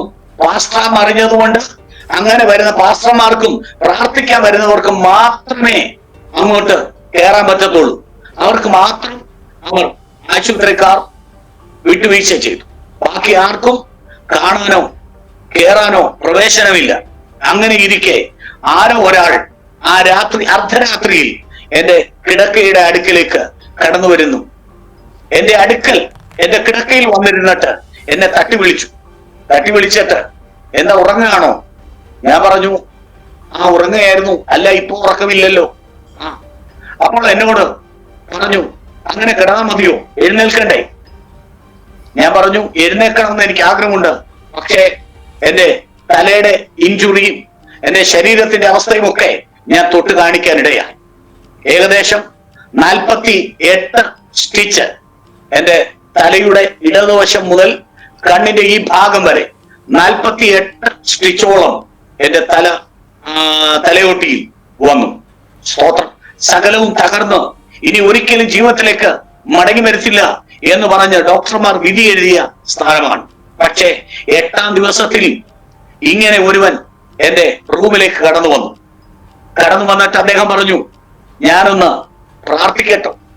അപ്പോ ആരും എന്നെ കാണാൻ വന്ന ആരോ ആയിരിക്കും, എന്റെ അവബോധ മനസ്സിൽ അങ്ങനെ ഞാൻ കരുതുന്നുള്ളൂ. അങ്ങനെ അദ്ദേഹം എന്റെ കിടക്കയിൽ വന്നിരുന്നു. എന്റെ പ്രാർത്ഥിക്കാൻ വേണ്ടി എന്റെ തല മുതൽ ആ കെട്ടിവെച്ചിരുന്ന ഭാഗം മുതൽ തന്റെ 2 കൈയും വെച്ച് ഉഴിഞ്ഞ് അങ്ങോട്ട് പ്രാർത്ഥിക്കാൻ തുടങ്ങി. തന്റെ കൈ ഉഴിഞ്ഞ് താഴേക്ക് മാറ്റുന്ന നിമിഷം എന്റെ ശരീരത്തിന് ഒരു പുതുജീവനും എന്റെ പരിക്ക് പറ്റിയ സ്ഥാനത്തും ഒരു വലിയ ജീവൻ സംഭവിക്കുന്നത് എനിക്ക് തിരിച്ചറിയുവാനിടയായി. അപ്പോൾ അദ്ദേഹം എന്നോട് പറഞ്ഞു, അവിടെ കിടന്നാൽ മതി, ഒന്നും സംഭവിക്കത്തില്ല.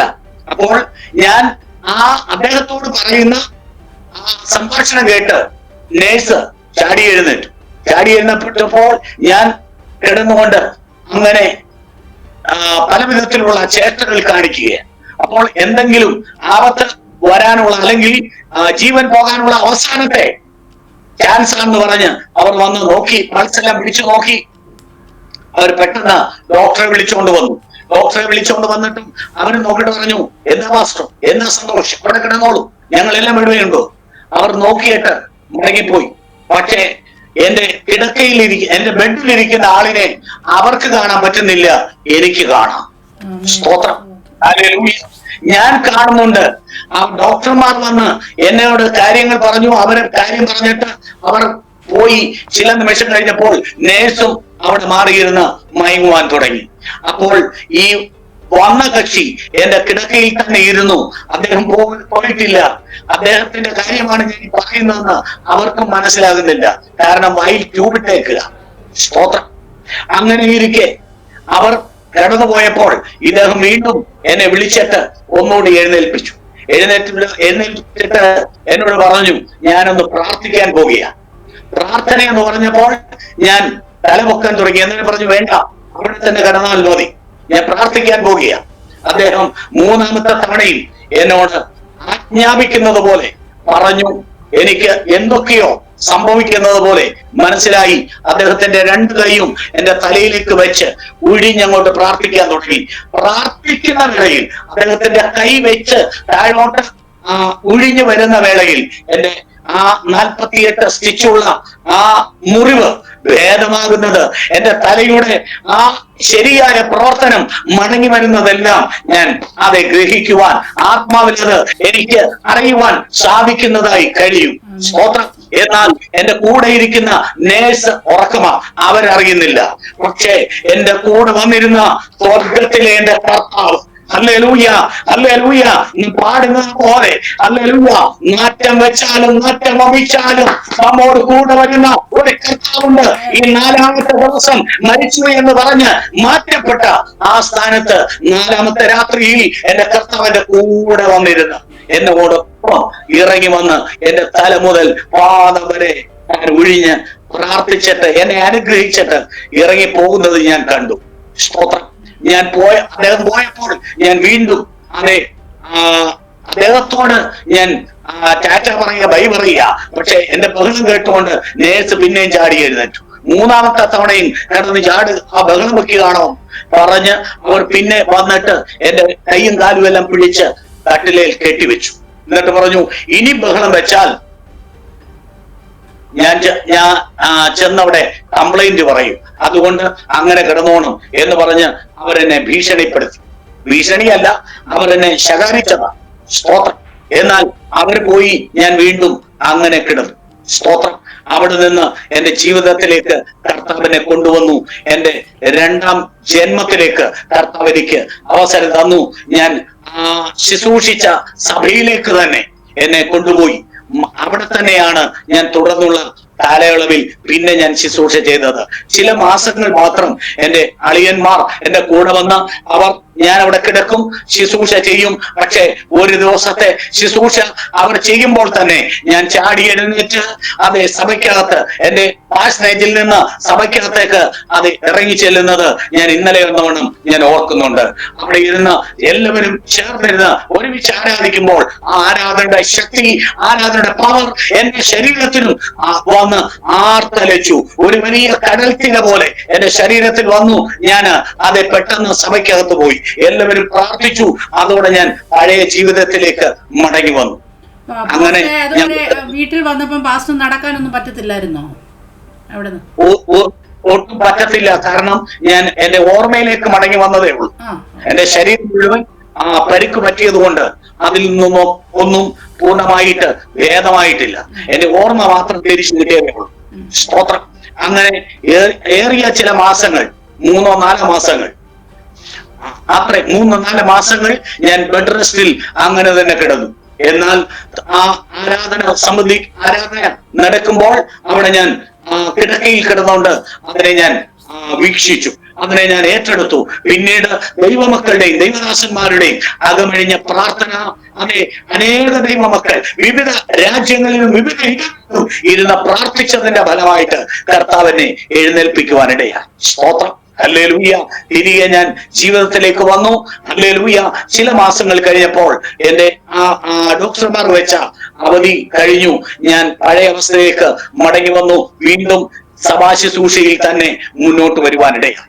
അവിടുത്തെ ശുശ്രൂഷ കഴിഞ്ഞിട്ട് കൊല്ലം ജില്ലയിലേക്ക് ഞങ്ങൾക്ക് മാറ്റം കിട്ടി. കൊല്ലം ജില്ലയിൽ ഏകദേശം 4-5 സഭകളിൽ ഞങ്ങൾ 3-4 വർഷം ഇരുന്നിട്ട് അങ്ങനെ ചെയ്യിച്ചു വന്നു. ഏറ്റവും അവസാനം ഞങ്ങൾ ഇപ്പോൾ പാർക്കുന്ന നെല്ലിക്കുന്നം എന്ന ദേശത്തേക്ക് എത്തി. കൊട്ടാരക്കരയ്ക്ക് അടുത്ത് നെല്ലിക്കുന്നം. അവിടെ വന്നപ്പോൾ എനിക്ക് ആ വർഷത്തെ മാറ്റം കിട്ടിയത് ഒരൽപ്പം ദൂരെയാണ്. കുട്ടനാട് എന്ന സെന്ററിലേക്ക് എനിക്ക് സ്ഥലമാറ്റം കിട്ടി. ആ കുട്ടനാട്ടിലുള്ള ഒരു സഭയിലേക്ക് ഞങ്ങൾ കടന്നുപോയി. ഇവിടെ നിന്ന് ഞാനും വൈഫുമായിട്ട്, മക്കൾ ചില ആഴ്ചകളിൽ ഞങ്ങളുടെ കൂടെ വരും. അത്രയും ദൂരമായതുകൊണ്ട് ഞങ്ങൾ രണ്ടുപേരും ബൈക്കിന് രാവിലെ കടന്നു പോകും. അങ്ങനെ രാവിലെ ഇവിടെ നിന്ന് കടന്നു പോകുന്ന വേളയിലാണ് ആ സംഭവം നടക്കുന്നത്. രണ്ടാമത്തെ ആക്സിഡന്റ്.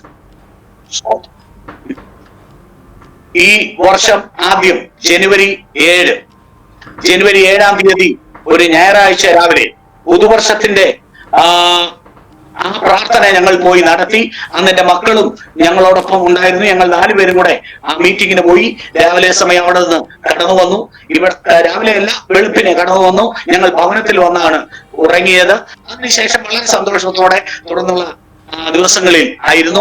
ഞായറാഴ്ച 7-ാം തീയതി രാവിലെ ഞാനും വൈഫുമായിട്ട്, മക്കൾ ഇപ്പോൾ വീട്ടിലുണ്ട്, അടുത്തുള്ള സഭകളിൽ എവിടെയെങ്കിലും പോകാം അങ്ങനെ കരുതിയവർ ഞങ്ങൾ ഇപ്പോൾ കടന്നു പോകുന്ന നെല്ലിക്കുന്ന സഭയിലേക്ക് അവർ കടന്നു പോയിക്കൊള്ളാം എന്ന് പറഞ്ഞ് ഞങ്ങൾ രണ്ടുപേരും കൂടെ രാവിലെ അവിടെ എത്താൻ വേണ്ടി രാവിലെ 7:30 കഴിഞ്ഞതോടെ ഞങ്ങൾ ഭവനത്തിൽ നിന്ന് ഇറങ്ങി.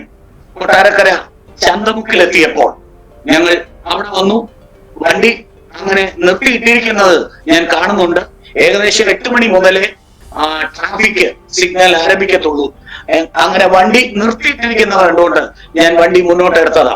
എന്നാൽ റൈറ്റ് സൈഡിൽ കൂടെ കയറ്റിവിട്ട ഒരു സ്കൂൾ ബസ്, അന്ന് സ്കൂൾ കലോത്സവം കൊല്ലത്ത് നടക്കുകയാണ്.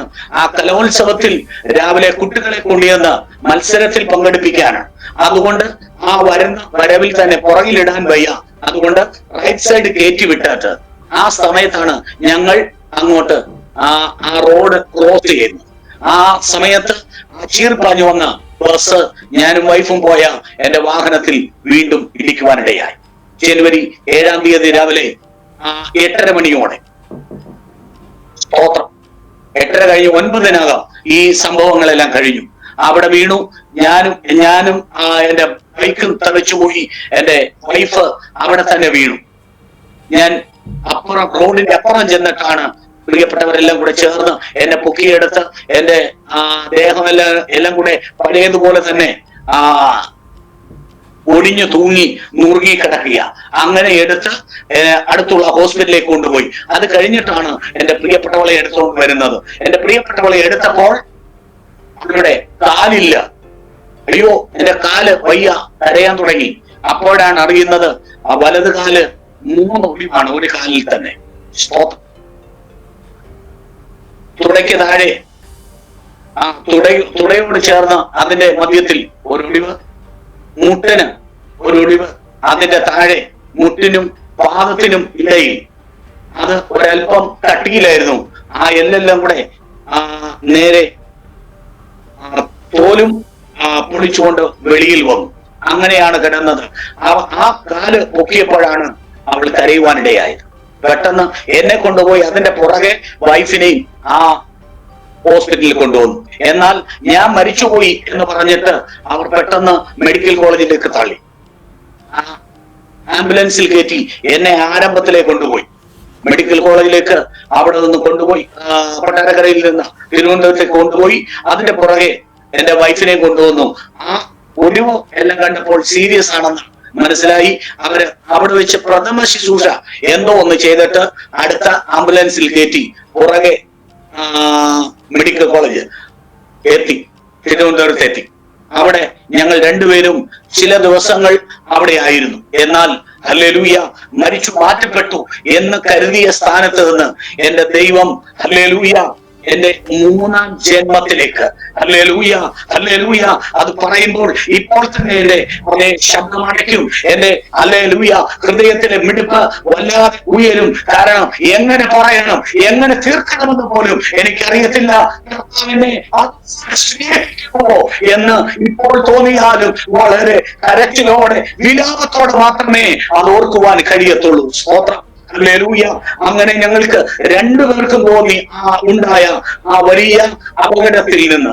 സ്തോത്രം, എന്റെ പ്രിയപ്പെട്ടവളും മറ്റൊരു റൂമിൽ കിടന്നു. എന്നെ വെന്റിലേറ്ററിൽ അങ്ങേയറ്റത്ത് സ്തോത്രം മാറ്റിയിട്ട് ഇവിടെ കൊണ്ടാക്കി. സ്തോത്രം, എപ്പോഴും എന്ത് സംഭവിക്കാമെന്ന് പറഞ്ഞ് ആദ്യം മരിച്ചു എന്ന് പറഞ്ഞ് ആ ഒരു അറിയിപ്പ് ഉണ്ടായ സ്ഥാനത്ത് ഞാൻ മുൻപ് ആദ്യത്തെ ആ സാക്ഷ്യം പറഞ്ഞതുപോലെ തന്നെ ഒരു ചെറിയ മിടിപ്പ് എവിടെ ഒന്ന് കർത്താവ് ബാലൻസ് ചെയ്തു വെച്ചു. സ്തോത്രം, ആ ബാക്കി വെച്ച എന്റെ ഹൃദയത്തിന്റെ മിടിപ്പ് കാരണം ആ മെഡിക്കൽ കോളേജിൽ ഹല്ലേലൂയ തിരുവനന്തപുരത്ത് ഞാൻ 3 തവണ എന്റെ ജീവിതത്തിലേക്ക് മടങ്ങി വരുവാനിടയായി. സ്തോത്രം, ഹല്ലേലൂയ. അതുകൊണ്ട് എന്നെ കേൾക്കുന്ന പ്രിയമുള്ളവരെ, ഹല്ലേലൂയ, ഏതെങ്കിലും ഒരു സ്ഥാനത്ത് അശക്തരായെന്നോ, ദൈവം എന്നെ മറന്നുപോയെന്നോ, ദൈവം ഇപ്പോൾ എന്നെ അറിയുന്നോ ആരെങ്കിലും വിചാരിക്കുന്നെങ്കിൽ എന്റെ അനുഭവത്തോടെ ഞാൻ വിളിച്ചു പറയട്ടെ, ഇല്ല മക്കളെ, ദൈവം മറന്നതല്ല, ദൈവം നമ്മളെ അധികം സ്നേഹിക്കുന്നു. സ്തോത്രം, മറ്റാർക്കുമില്ലാത്ത ഒരു വലിയ പദവി കർത്താവ് നമുക്ക് നൽകുവാനാണ്. അതുകൊണ്ടാണ് ഞാൻ മുൻപേ ആ ഗാനം അങ്ങനെ പാടിയത്. സ്തോത്രം, ഹല്ലേലൂയ. അനാഥനെന്ന് നീ കരുതണ്ട, ആരോരുമില്ലെന്ന് നീ ഓർക്കണ്ട.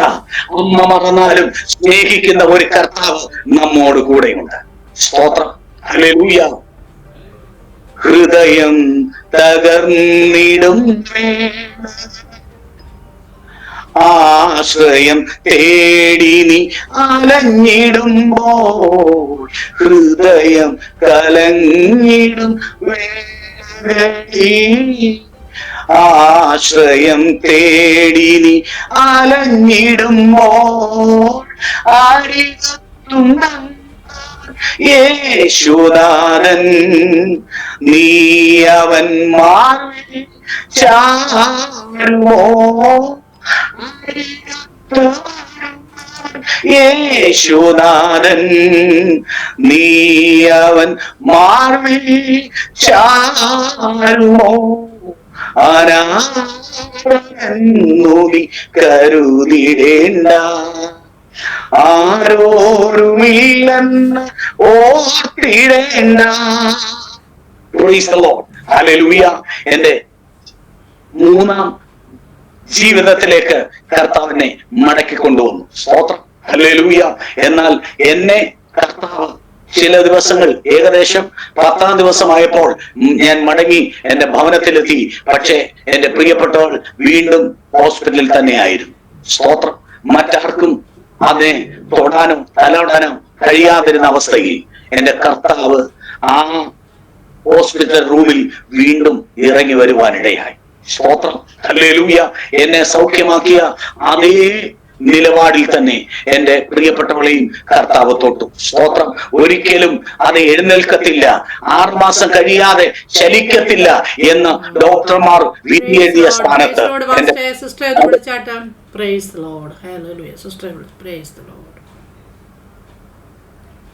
ഹല്ലേലൂയ എന്റെ പ്രിയപ്പെട്ടവള് വരുന്നുണ്ട്.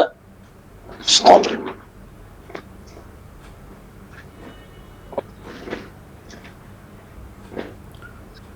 ആമേൻ, ആമേൻ, ആമേൻ. Okay. Praise the lord sister. ഹല്ലേലൂയ. എല്ലാവരും അറിഞ്ഞതായിരുന്നല്ലോ ഈ വലിയ ആക്സിഡന്റ് കഴിഞ്ഞ വർഷത്തിൽ. എല്ലാവർക്കും അറിയാൻ കഴിഞ്ഞത്, എല്ലാവരും പ്രാർത്ഥിച്ചതാണ്. ഓക്കെ. ദേവദാസയുടെ അനുഭവം ഒന്ന് പറഞ്ഞാട്ട്, ഉണ്ടായ അനുഭവങ്ങള് കാലിന്റെ. കർത്താവിന്റെ ദാസൻ പറഞ്ഞതുപോലെ തന്നെ വലിയൊരു ആക്സിഡന്റ് ആയിരുന്നു ഞങ്ങൾക്കുണ്ടായത്. എന്റെ കാല് 3ആയിട്ട് ഒടിഞ്ഞ് എന്റെ വലത് കൈയുടെ ഈ വിരലൊക്കെ പൊട്ടി ഇതെല്ലാം പുറത്ത് ചാടുവാനിടയായി. ഇവിടൊക്കെ സ്റ്റിച്ചാണ്. പിന്നെ കണ്ണിന്റെ ഇവിടെ പുരികം ഇവിടൊക്കെ പറഞ്ഞു പോകാനിടയായി തീർന്നു. എന്നാല് തിരുവനന്തപുരം മെഡിക്കൽ കോളേജിലായിരുന്ന സമയത്ത് പാസ്റ്റർക്ക് ഇത്ര വലിയ സീരിയസ് ആണെന്ന് എനിക്ക് അറിയില്ലായിരുന്നു. അവര് മക്കളോ അല്ലെങ്കിൽ ബന്ധുക്കളോ ആരും എന്നോട് പറഞ്ഞിരുന്നില്ല. എങ്കിലും 3-ാമത്തെ ദിവസം ആയപ്പോഴ് ബന്ധുക്കളെല്ലാം, പാസ്റ്റർ ചേച്ചന്റെ പെങ്ങന്മാരും അളിയന്മാരും അനന്തരവരെല്ലാവരും, എല്ലാ ബന്ധുക്കളും ഹോസ്പിറ്റലിലുണ്ട്. എന്റെ ബന്ധുക്കളാണെങ്കിൽ എല്ലാവരും. പക്ഷെ പാസ്റ്റർ ഇത്ര വലിയ സീരിയസ് ആണെന്നുള്ളത് ഞാൻ അറിഞ്ഞിരുന്നില്ല. 3-ാമത്തെ ദിവസം എന്റെ മോനും പാസ്റ്റർ മൂത്ത പെങ്ങളും കൂടി ഇങ്ങനെ സംസാരിക്കുമ്പോൾ എന്റെ മോൻ പറയുന്നു, എന്നെ ആന്റി, ഞാൻ എന്റെ മനസ്സിനെ പാകപ്പെടുത്തി, എന്ത് വന്നെന്ന് പറഞ്ഞാലും അതിനെ സഹിപ്പാനുള്ള കൃപ ദൈവം എനിക്ക് തരുമെന്ന് ഞാൻ വിശ്വസിക്കുന്നു എന്ന് പറഞ്ഞത് ഞാൻ ഇങ്ങനെ കേൾക്കുവാൻ ഇടയായി തീർന്നു. ഞാൻ അതിന് മുമ്പൊക്കെ മോനോട് ചോദിക്കും, മോനെ പപ്പ എന്തോ ഉണ്ട്, പപ്പയ്ക്ക് എങ്ങനെ ഉണ്ടെന്ന് ചോദിക്കുമ്പോ പപ്പയ്ക്ക് കുഴപ്പമില്ല മമ്മി, മമ്മിയെ അന്വേഷിക്കുന്നുണ്ട് എന്നോട് പറയുവാൻ ഇടയായി തീർന്നു. അപ്പൊ ഇവനിങ്ങനെ സംസാരിക്കുന്നത് ഞാൻ കേട്ടപ്പോൾ പെട്ടെന്ന് എനിക്ക് മനസ്സിലായി പാസ്റ്റർക്ക് സീരിയസ് ആണെന്നുള്ളത്. ആമേൻ, സ്തോത്രം. എന്നാൽ ഹല്ലേലൂയ, ദൈവം ആ കട്ടിലിൽ നിന്ന് എനിക്ക് എഴുന്നേൽക്കാൻ കഴിയില്ല. എന്റെ കാലിങ്ങനെ വെയിറ്റ് ഇട്ടിരിക്കുകയാണ്. ഓപ്പറേഷൻ കഴിഞ്ഞിട്ടില്ല. എന്റെ കാലിൽ നനക്കുവാൻ എനിക്ക് കഴിയുന്നില്ല. എന്റെ വലത് കൈ എനിക്ക് ഒന്നും ചെയ്യുവാൻ കഴിയുന്നില്ല. മൊത്തം പ്ലാസ്റ്റർ ഇട്ടിരിക്കുകയാണ്. കണ്ണിന്റെ ഈ ഒരു സൈഡ് മുഴുവൻ സ്റ്റിച്ചും ഒക്കെയാണ്. എങ്കിലും ദൈവത്തിന്റെ സന്നിധിയിൽ ഞാൻ കരയുവാൻ ഇടയായി തീർന്നു. കർത്താവേ, എന്റെ കുഞ്ഞുങ്ങള് ഒരു അവസ്ഥയിലും എത്തിയിട്ടില്ല. മോൻ പഠനം കഴിഞ്ഞ് നിൽക്കുന്നു, മോള് +2 ആണ്. എന്നെ ഒരു വിധവയാക്കരുത്. ഞാൻ ആ കട്ടിലിൽ കിടന്നുകൊണ്ട് എല്ലാവരും ഉറങ്ങുമ്പോൾ ഞാൻ ഇന്നും ഓർക്കുന്നുണ്ട്. ഞാൻ ദൈവത്തോട് കരയുവാൻ ഇടയായി തീർന്നു. എനിക്ക് എന്റെ ഭർത്താവിനെ തന്നേ മതിയാവൂ കർത്താവേ, നീയാണ് എന്നെ വിളിച്ചത്, ഞാൻ അങ്ങോട്ട് വേലയ്ക്കാണ് ഇറങ്ങിയത്. ഞങ്ങൾ പ്രാർത്ഥനയ്ക്ക് പോയപ്പോഴാണ് ഇത് സംഭവിച്ചത്. എനിക്ക് മറ്റൊരു ജോലിയോ അല്ലെങ്കിൽ എന്റെ കുഞ്ഞുങ്ങളെ വളർത്തുവാനുള്ള ആ ഒരു കാര്യങ്ങളോ എനിക്കറിയില്ല. എന്നെ ഒരിക്കലും ഒരു വിധവയാക്കരുത്. ഞാൻ അങ്ങോട്ട് വേലക്കിറങ്ങിയതാണ്. എന്റെ മരണം വരെയും അവിടുത്തെ വേല ചെയ്യണമെന്നാണ് എന്റെ ആഗ്രഹമെന്ന് ഞാൻ ആ കട്ടിലിൽ കിടന്നുകൊണ്ട് ഞാൻ കരയുവാൻ ഇടയായി തീർന്നു. ആ കരഞ്ഞപ്പോൾ എനിക്ക് പെട്ടെന്ന് എന്റെ വലിയൊരു ശക്തി എനിക്ക് എന്റെ ശരീരത്തിൽ അനുഭവിക്കുന്നതായിട്ട് എനിക്ക് തോന്നുവാൻ ഇടയായി തീർന്നു. പെട്ടെന്ന് എനിക്ക് തോന്നി ഞാൻ കിടന്ന കട്ടില് മുകളിലേക്ക് ഉയർന്നു പോകുന്നത് പോലെ അനുഭവം എന്റെ ജീവിതത്തിലുണ്ടായി. ഞാൻ ആ ഹോസ്പിറ്റലിൽ അന്യഭാഷയിൽ ദൈവത്തെ മഹത്വപ്പെടുത്തുവാൻ ഇടയായി തീർന്നു. ദൈവത്തിന്റെ സന്നിധിയിൽ കരഞ്ഞ് ഞാൻ പ്രാർത്ഥിക്കുവാൻ ഇടയായി തീർന്നു. സ്തോത്രം. എങ്കിലും പിറ്റേ ദിവസം 4-ാമത്തെ ദിവസം വെന്റിലേറ്ററിൽ നിന്നും പാസ്റ്ററെ മാറ്റുവാനായിട്ട് ഇടയായി തീർന്നു. അതിനുശേഷം 8-ാമത്തെ ദിവസമായപ്പോൾ പാസ്റ്റർ ഡിസ്ചാർജ് ആയി. എങ്കിലും എനിക്ക് ശ്വാസം മുട്ടലിന്റെ ഒരു ബുദ്ധിമുട്ടുള്ളത് കാരണം ഓപ്പറേഷൻ പിന്നെയും നീട്ടിവെച്ചു. പിന്നെ അത് തന്നെയല്ല, സാമ്പത്തികമായുള്ള 1.5 ലക്ഷം രൂപ വേണമെന്ന് പറഞ്ഞു എനിക്ക് ഓപ്പറേഷൻ ചെയ്യാൻ ഗവൺമെന്റ് ഹോസ്പിറ്റൽ അവർ പറയുവാൻ ഇടയായി തീർന്നത്. അപ്പൊ പൈസയുടെ ബുദ്ധിമുട്ടും ഉണ്ട്. അപ്പോഴങ്ങനെ പിന്നെയും വെയിറ്റ് ചെയ്യുവാൻ ഇടയായി തീർന്നു. ഏകദേശം 24-ാം തീയതി ആണ് എന്റെ കാല് ഓപ്പറേഷൻ ചെയ്യുവാൻ ഇടയായി തീർന്നത്. 3 ഉള്ളിമായിരുന്നു. ആ ഓപ്പറേഷൻ കഴിഞ്ഞ് വീട്ടിൽ വരുവാനിടയായി. 2 പേര് എന്നെ താങ്ങി വേണമായിരുന്നു, എന്നെ ഇരുത്തുവാൻ. എല്ലാ കാര്യങ്ങളും എന്നേക്ക് ചെയ്തു തരുവാൻ ഒരാൾ എനിക്ക് വേണമായിരുന്നു. സ്തോത്രം. എങ്കിലും വളരെ ദൈവത്തിന്റെ സന്നിധിയിൽ കരയുവാനും വളരെ ദൈവത്തോട് പ്രാർത്ഥിക്കുവാനും ഇടയായി തീർന്നു. വിളിച്ച ദൈവം വിശ്വസ്തനാണ്, വഴിയിൽ ഇട്ടേച്ചു പോകുന്ന ദൈവമല്ല. ആമേൻ. എന്റെ കർത്താവ് എന്നെ പൂർണ്ണമായി സൗഖ്യമാക്കി. ദൈവത്തിന്റെ കർത്താവ് എന്റെ ഈ കട്ടിലിൽ നിന്ന് എനിക്കൊന്ന് ഇറങ്ങി താഴെയോട്ട് അപ്പുറത്തെ ിലോട്ട് എനിക്ക് നിൽക്കാൻ എനിക്ക് കഴിഞ്ഞിരുന്നെങ്കിൽ ഞാൻ ദൈവത്തോട് കരയുവാൻ ഇടയായി തീർന്നു. സ്തോത്രം. എന്റെ കർത്താവ് 6 മാസമായപ്പോൾ തന്നെ ആ കട്ടിൽ നിന്നും എഴുന്നേൽക്കുവാനും നടക്കുവാനും കൂട്ടായ്മകൾക്ക് കടന്നു പോകുവാനും എല്ലാം എന്റെ ദൈവം എനിക്ക് കൃപ തന്നു. എന്റെ കർത്താവ് സൗഖ്യദായകനാണ്. എന്റെ കർത്താവ് മരിച്ച ലാസറിനെ ഉയർപ്പിച്ച ദൈവമാണ്. എന്റെ കർത്താവ് വിളിച്ച ദൈവം വിശ്വസ്തനാണ്. എത്ര പ്രതികൂലങ്ങളും പ്രതിസന്ധികളും ജീവിതത്തിൽ വന്നാലും, നമ്മുടെ സ്നേഹിതരും നമ്മൾക്കുള്ളവരെല്ലാം നമ്മളെ മറന്നുപോയാലും, ആമേൻ, ലോകാവസാനം വരെ ഞാൻ നിന്നോട് കൂടെയുണ്ട്, ഞാൻ നിന്നെ ഒരിക്കലും തള്ളിക്കളയുകയില്ല എന്ന് പറഞ്ഞ എന്റെ കർത്താവ് എന്നെ, എന്റെ കുടുംബം, എന്റെ ഭർത്താവിനെ ജീവിതത്തിലേക്ക് മടക്കി വന്നു തന്നു. എന്നെ പൂർണ്ണമായ സൗഖ്യത്തോടെ ഇന്ന് കുടുംബമായി ഞങ്ങൾക്ക് പ്രാർത്ഥനയ്ക്ക് കൂട്ടായ്മകൾ കടന്നു പോകുവാൻ സർവശക്തനായ ദൈവം ഇടയാക്കി. അനേക ദൈവമക്കളുടെ കണ്ണുനീരും പ്രാർത്ഥനയും അനേകരുടെ കൈത്താങ്ങലുമാണ് ഞങ്ങളെ ഇത്രത്തോളം സർവശക്തനായ ദൈവം നടത്തിയത്. പിന്നെയും എല്ലാവരുടെയും വിലയേറിയ പ്രാർത്ഥനയെ ചോദിക്കുന്നു. പാസ്റ്റർക്ക് ഓർമ്മയ്ക്ക് അല്പമായ പ്രയാസമുണ്ട്. സർവശക്തനായ ദൈവം ഒരു പൂർണ്ണമായ സൗഖ്യം നൽകേണ്ടതിന് പിന്നെയും വിലയേറിയ പ്രാർത്ഥനയെ ചോദിക്കും. ആമേൻ, ആമേൻ, ആമേൻ. ഓക്കെ സിസ്റ്റേ, താങ്ക് യു. കർത്താവ് സഹായിക്കട്ടെ. ഓക്കെ പാസ്റ്റേ. പാസ്റ്റിന് കർത്താവ് ഒരു 3-ാം ജന്മം തന്നല്ലോ. ദൈവം കർത്താവിന്റെ ദാസനെ ദൈവം ബലപ്പെടുത്തിട്ട്. Okay, okay പാസ്റ്റേ. ദൈവം കർത്താവിന്റെ ദാസനെ അധികമായി ഇനിയും ഉപയോഗിക്കട്ടെ. സാധാരണ മനുഷ്യർക്ക് 2-ാം ജന്മമാണ്, എന്നാൽ ദൈവദാസന് കർത്താവ് ഒരു 3-ാം ജന്മമാണ് തന്നിരിക്കുന്നത്. ഓക്കെ. കർത്താവിന്റെ വേലയ്ക്ക് വേണ്ടി അനേകരെ ക്രിസ്തുവിലേക്ക് നേടുവാനുള്ള എല്ലാ ബുദ്ധിയും ജ്ഞാനവും ഓർമ്മശക്തിയും ഒക്കെ കർത്താവ് മടക്കി തരട്ടെ എന്ന് ഞങ്ങളും ആശംസിക്കുന്നു. Okay pastor, God bless you. Pastor ഒന്ന് പ്രാർത്ഥിച്ചാട്ട്. Praise the lord. ഹല്ലേലൂയ. പ്രാർത്ഥിക്കാം. സ്നേഹവാനും വിശ്വസ്തനുമായ ദൈവമേ, ഞങ്ങളുടെ സ്വർഗീയ പിതാവേ, അനുഗ്രഹീതമായ നല്ല നിമിഷങ്ങൾക്കായി ഞങ്ങൾ എന്നെ സ്തുതിക്കുന്നു, വാഴ്ത്തുന്നു. മനോഹരമായ ഈ നല്ല നിമിഷങ്ങൾ കർത്താവിന്റെ സന്നിധിയിൽ ഞങ്ങൾക്ക് ഒരുമിച്ച് ഈ ജോയ്സ് TV എന്ന ഈ സംരംഭത്തിൽ ഒരുമിച്ച് കർത്താവിന്റെ നാമ മഹത്വമായി നിൽക്കുവാൻ, കർത്താവൻ അടിയങ്ങളുടെ ജീവിതത്തിൽ തന്ന നല്ല അനുഭവങ്ങളും നല്ല സാക്ഷ്യങ്ങളും പങ്കുവയ്ക്കുവാൻ ദൈവം അനുവദിച്ചതിനായി സ്തോത്രം ചെയ്യുന്നു. കർത്താവെ, ഹല്ലേലൂയ. പ്രിയ കർത്താവിന്റെ ദാസിയെ ദൈവകരങ്ങളിലേക്ക് ഏൽപ്പിക്കുന്നു. ഈ കാര്യങ്ങളെല്ലാം ഹല്ലേലൂയ നിയന്ത്രിപ്പാൻ അങ്ങയുടെ കൂടെ ഇരുന്ന് പ്രവർത്തിച്ചല്ലോ. ഹല്ലേലൂയ. കർത്താവിന്റെ ദാസനായി പ്രാർത്ഥിക്കുന്നു. തന്റെ കുഞ്ഞുങ്ങൾക്കായി സ്തോത്രം. അവരുടെ കുടുംബമായി ദൈവം മാനിക്കണമേ. ഇത് ഇപ്പോൾ ഇതിൽ ലൈവ് കണ്ടുകൊണ്ടിരുന്ന എല്ലാ പ്രിയപ്പെട്ടവർക്കുമായി സ്തോത്രം. എല്ലാ സഹോദരങ്ങളെയും എല്ലാ കുടുംബങ്ങളെയും കർത്താവ് അനുഗ്രഹിക്കണമേ. ഹല്ലേലൂയ. എത്ര അനർത്ഥം വന്നാലും ജീവിക്കുന്ന ഒരു ദൈവമുണ്ടെന്ന് അനുഭവമുണ്ട്, ജന്മമുണ്ട് തിരിച്ചറിയുവാൻ തന്ന നല്ല അവസരത്തിനായി സ്തോത്രം. കേട്ട എല്ലാവരിലും അതൊരു വലിയ മാറ്റം വരുത്തുവാൻ എല്ലാ അനുഭവങ്ങളാലും കർത്താവരെ വഴി നടത്തണമേ. എല്ലാം അങ്ങയുടെ തിരുനാമ മഹത്വത്തിനാകണം. പ്രാർത്ഥന ഘട്ടത്തിനായി സ്തോത്രം. യേശു ക്രിസ്തുവിൻ നിസ്തുല്യമായ നാമത്തിൽ തന്നെ. ആമേൻ. Okay pastor, thank you pastor. കർത്താവ് സഹായിക്കട്ടെ.